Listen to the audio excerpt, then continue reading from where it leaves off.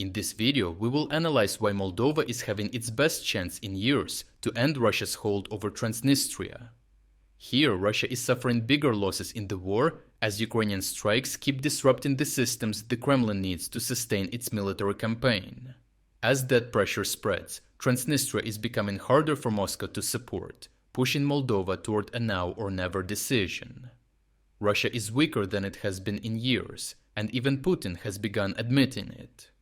Recently, he has stated that Ukrainian strikes on oil refineries and export infrastructure are working, directly causing the current fuel shortage plaguing Russia.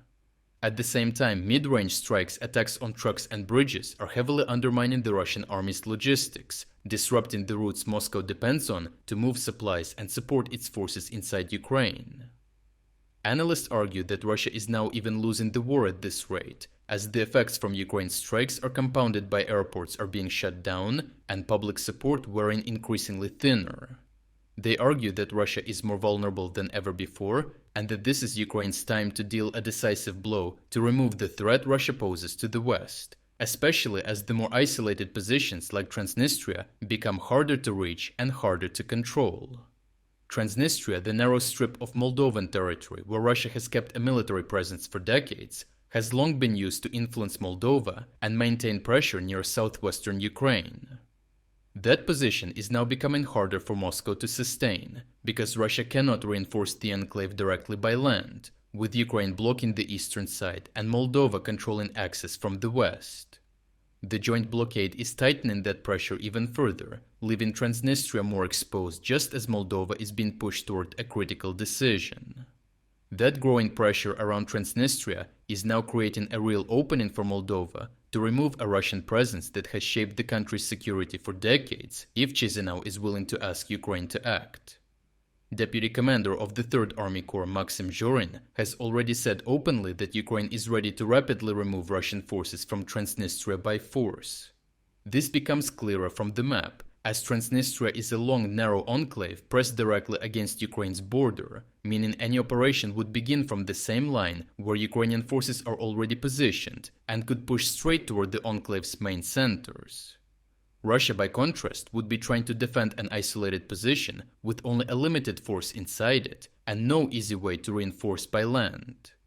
Under those conditions, a Ukrainian operation could collapse Russian forces in the area quickly once Moldova gives the order.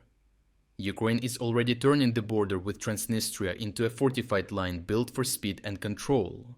Ukrainian forces are building layered fortifications and obstacles to block any sudden move from the enclave.